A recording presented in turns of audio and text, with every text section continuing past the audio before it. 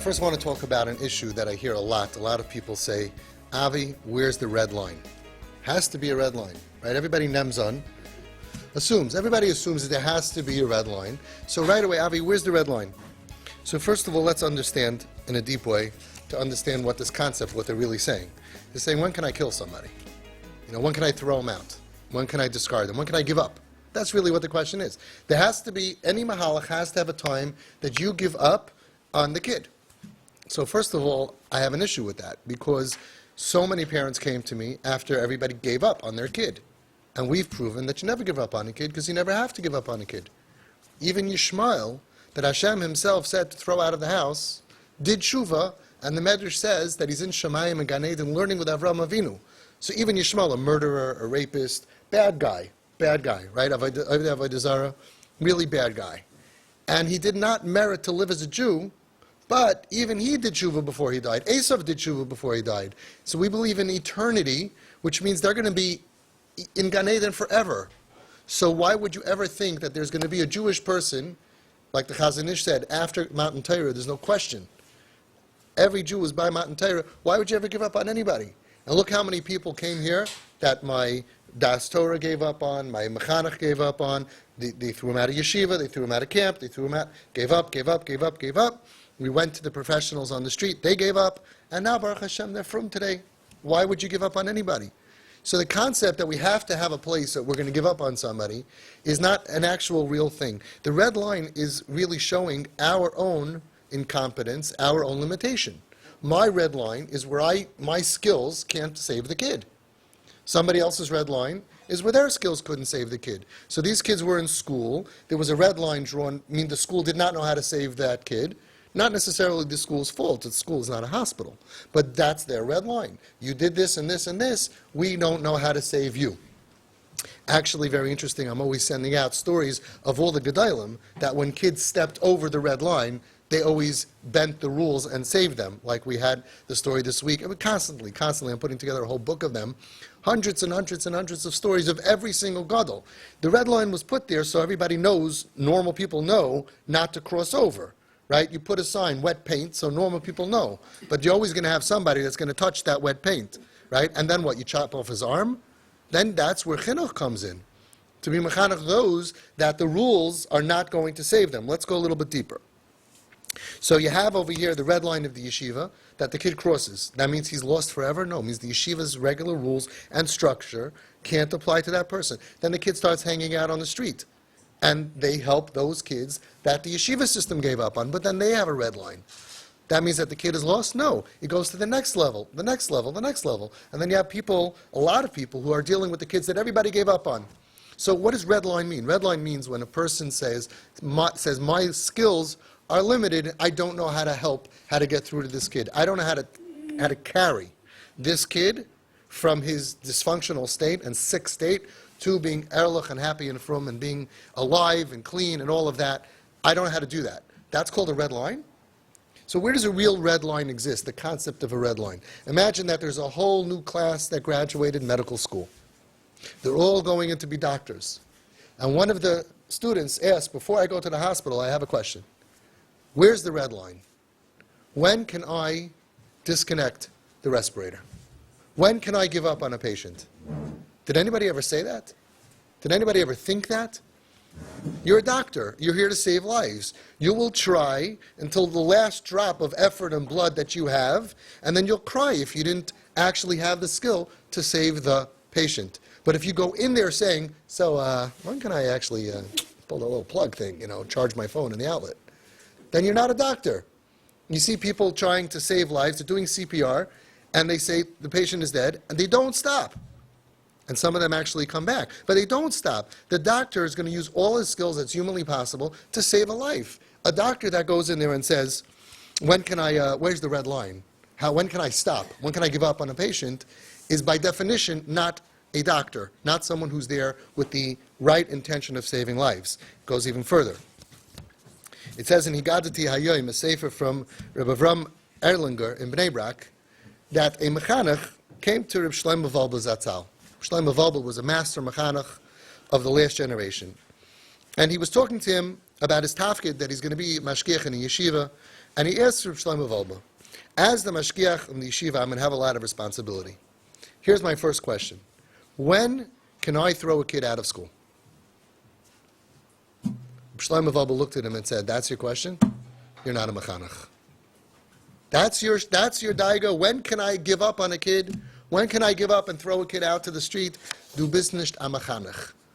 You're something else we don't know. That's your job. When can I give up on a client? Maybe. When can I give up on a child? That's what you're coming in here with? Never. It doesn't mean it's never going to happen because you don't have all the skills of Rav Steinman and the Satmar Rebbe. You may not. You may have limitations, that there are some kids that are going to slip through your fingers. Nebuch. And you'll cry, and you'll fast, and you'll look for all different ways. A Mechanech in Eretz Yisrael told me himself. He has the yeshiva, Keser Torah. And he told me this story. There was a kid in his yeshiva that was struggling. The Rebbe had a lot of trouble with the kid. And one day, the Rebbe finds, in the middle of Shir, in the classroom, right under the desk, the kid is watching a movie. Not a good thing. And he tells the Rosh Yeshiva, enough is enough. You've been forcing me to work with this kid already for a whole year. I tried everything. I've been very patient. Either him or me. We're done. I cannot be teaching while there's a kid watching a movie in class, and obviously this kid is so bad, I can't deal with him, either him or me. So he said, listen, we have Rav Steinman. He was alive in those days, right? Let's go to Rav Steinman. So I went to Rav Steinman. Rav Steinman said, I hear the problem. You know what he told him? This kid obviously cannot be in a classroom. He can't be in class. You're right. Cannot be in class. So I want you, the Rebbe, to learn with him second Seder every day, and ask the second Seder Rebbe, whose job is to come in the afternoon. In the morning, he learns in Kailul or something, whatever. He should learn with him morning Seder for 1 month. At the end of the month, see what happens. What do you think happened at the end of the month? They liked him. He responded to the personal attention. He was appreciative that he wasn't thrown into the street, right, to become just another statistic of a kid. Oy, Nebuch went off the derech. Rav Steinman, Zatzal, like all of the Gedolim, hundreds of stories from alle Kreisen, Littish, doesn't matter. They always figured out a way to save the kid. Where is the red line? When can I throw out of a kid? That's not a sprach. Which parent is going to say, when can I pull out the respirator on my child? It says in Ishla Re'eu, also from Reb Shlomo Wolbe, he says that a yeshiva has to check. To be makabel a Talmud into a maisid, you check the Talmud if he's mat'im, if he's fitting for the maisid. Mechanech amiti, makabel es a Talmud al atzmai, loseis oisai b'chol hamatzavim shaloi. A real mechanech, when he's makabel, like the Chazon Ish said, you don't have to take every single kid into your maisid. You have a certain kind of style. But once you take him, you can't get rid of him. Says Reb Shlomo Wolbe, a real mechanech, when he takes a Talmud, he's going to carry him through all of his situations. Im kol habayot, all of his problems, v'achul shoys and weaknesses, v'hamashperim shaloi and breakdowns. V'gam im kol hachatoim, shuhu alu lasois. And including all of the sins. When he's yours, this is your project, this is your child, right? You have to have even more than covered for yourself. It means that this is like a partnership. When you get a kid, right, as a Rebbe, but a Rebbe, you have to understand that it's a different sugya, a different speech for Rabbanim. They're mamish great these days. I find that they're really upping their skills. They're trying their best. But I'm talking about the yeshiva, the idea of the yeshiva, and I'm talking about the home. But listen to what he says. Before you are done, before you judge in a maisid, to throw a kid out, you have to look at it kipsak din mavis mamish kihu olel lihidarder. He wrote this many, many years ago. It's a dinei nefashis shaila. It's not just very simple. He says there's a problem that schools get rid of kids. Moistus hadanim kol kach bekalos talmidum legerishim me'amoised. He said you have to be so careful, and that was like 30 years ago. Today in our dar, he might go off the derech. So we have to understand that now we are the life preserver for these kids, and dealing with these kids means that we can't let them slip through our fingers. So it's not when can I get rid of him? When can I get rid of him? Never. Never. You have to hope and pray that you have the skill. And there were so many tzaddikim, like we've said stories of, that if they felt that they could not handle the kid in the school, they would fast. They would have a tightness. So many stories. Then he says, the words of Rabbi Yitzchak Blazer, Zatzal. Just like a ganef, you find somebody who steals. This is a Shulchan Aruch, how to be mechayev him. so too, loy al kol chet magia leyeled gerushin. So too, not for every sin does a child get gerushin, divorced from the yeshiva. Mechanach kol ish tzibur chayav liyos rachum v'chanon erech apayim v'rav chesed noisei avoin v'fesha v'chato. That's every single mechanech has to be that. Those are the tools. So the training of a mechanech, and especially of parents, is being a rachum, a chanon, erech apayim. So let's look at Hashem. Let's look at the way Hashem teaches us what He's going to do when we cross the line. Amar Rabbi Yochanan, the Gemara says in Rosh Hashanah. Rabbi Yochanan says, if the Torah didn't tell this to us, we could never say this. This is from, I'm plugging my book, GPS. This is a very big part of GPS. Hashem took like a talis and he was mis'atif. He wrapped himself up like a shliach tzibur. And he showed Moshe the Seder HaTfilah. And he told Moshe a secret. Whenever Klal Yisrael sins, Yasu lefanei kaseder azev ani mochel lehem. I'm telling you, get out of jail card. Whenever they really, really, really mess up, right, then this is what you do. He doesn't talk about tshuva. He doesn't talk about tshuva. When Moshe Rabbeinu said, Mechenina, v'mayin mechenina mesifrecha, he didn't say about tshuva. He said, you have to forgive them because you have to forgive them. Hashem told Moshe Rabbeinu the secret. Whenever they are going to sin really bad, and you don't know what to do, and you can't fix the problem, this is the secret code. And then he teaches him, Vayaber Hashem upon vayikra. Hashem, and then there's a line. What's the line called? Anybody knows what the line is called? What? Psikta. That's a psikta? No, psik. Right? A line. It says Hashem, there's a line, and then it says Hashem ke'el racham achan erech apayim rav ches. The 13 yud gimel midas rachmim. The 13 attributes of mercy. Now listen to this. Says the Rabbeinu B'chaya, the first time it says Hashem, it says it twice. The first Hashem is etzem v'loy midah. The etzem essence of God is that He is Yud Kei Vav Kei midas rachmim. In other words, that's who He is. There might be times for midas hadin, there might be issues and mishpat and all of that. But what is Hashem be'etzem? He's not a meanie. He's not that tough high school principal running around with a rod. Right? Now think about it, because we're going to apply this to ourselves. What are we be'etzem? Hanhaga, we can have different hanhaga. But what are we be'etzem? We be'etzem have to be like Hashem, v'olachta b'drachav, as we've spoken about. Yud Kei Vav Kei is the etzem of Hashem. He's not neutral, and he has two ways of dealing with us, with rachamim or din. He is be'etzem rachamim. Then there's a line. And then, Hashem Hasheni Midah. That's his character trait of how to deal with us. V'hu midas harachamim, Yud Kei Vav Kei is rachamim, b'loi tshuva, u'v'loi she'ela. This is what the Rabbeinu B'chaya says. Without tshuva and without asking. El ka'av rachamon, like a merciful father, shu merachem al b'noi, who has mercy on his child. He knows what he needs. A father knows what my kid needs. I'm going to give it to him even if he doesn't have to ask me for it, even before he asks me. Hashem Yisbarach merachem hu al harasha afilu b'li tshuva. So now, who needs mercy? Who needs Hashem to have mercy on him? Everyone. The tzaddik, who didn't do any sin, does not need specifically mercy. The people who need the attributes of mercy is everyone, because ein tzaddik ba'aretz sheyasa toiv v'lo yechte. Without sin, right, you can have midas hadin. Right? Who needs mercy? Who needs midas rachamim? The person who sins. So now let's understand. There's a Yud Kei Vav Kei. Who is Hashem? Hashem is rachamim. And then there's a line. Because when we go over the line, that's when Hashem begins to treat us with Rachmanas.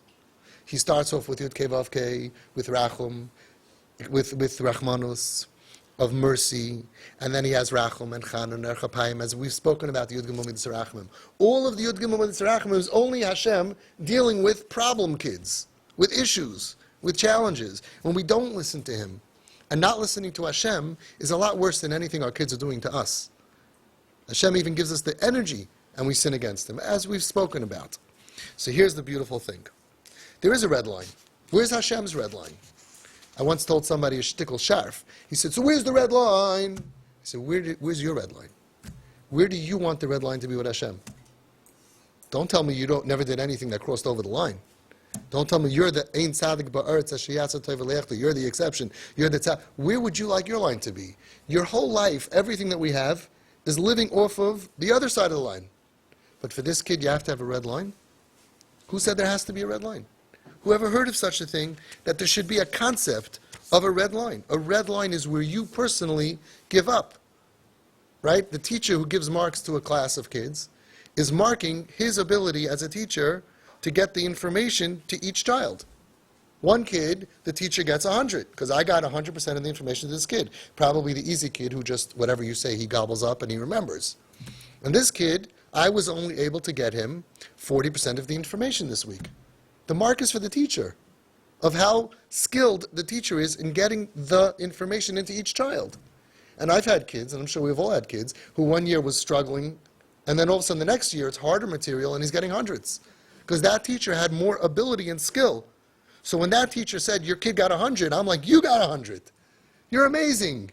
You got 100% of the material into my kid. And the guy last year could only get 60% of the material into my kid.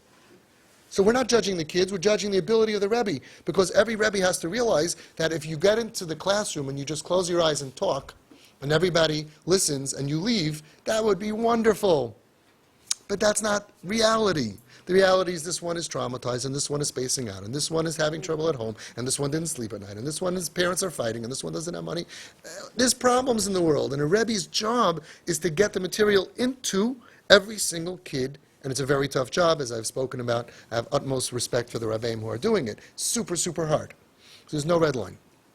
Now, in Home Sweet Home, I took kids who everyone had red lines already, like 30 of them. They were thrown out of school. I had one kid, he had a song. He was thrown out of 13 meisters in high school. He did the tour, and he put it into a song. Stitching, Baba, he had like a whole song. See the shaboy. Right? So he was thrown out of that, and he was thrown out of every 17 different camps. And he was thrown out of his house, and he was thrown out of his car, and he was thrown out of his house, and he was thrown out of his family, and he was thrown out of everything. So he's past the red line of everybody. But that was my entrance.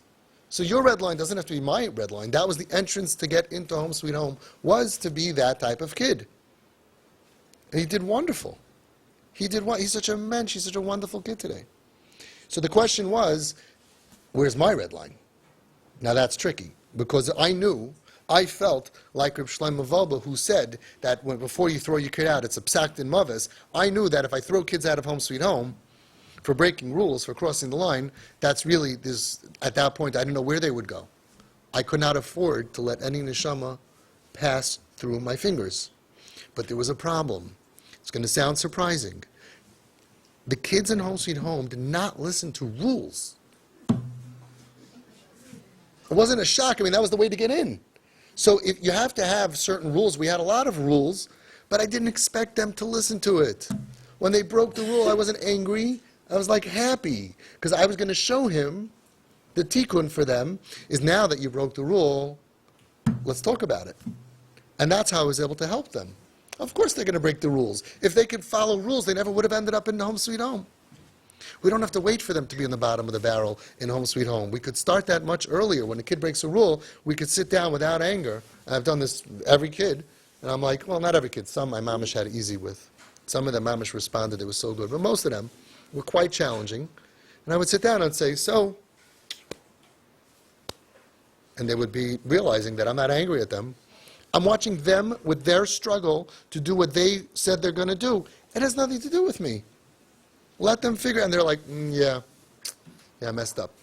Okay, what should we do about it? And they're very reasonable if they're not being attacked. So I'll tell you a story. I've said it in the past, and we'll end with this. In Home Sweet Home, there was no weed around. That was the rule. And in fact, they went clean. Every single kid went clean the day they moved in. Most of them were smoking weed and other stuff, and they would, like, on the porch, on the stairs, flick it, and then they came in. Now, it's true, they're kids, and some of them snuck in behind my back that I didn't know about once in a while, but I didn't care, because they're on a bus to being clean. By the end of the year, nobody went back to the street.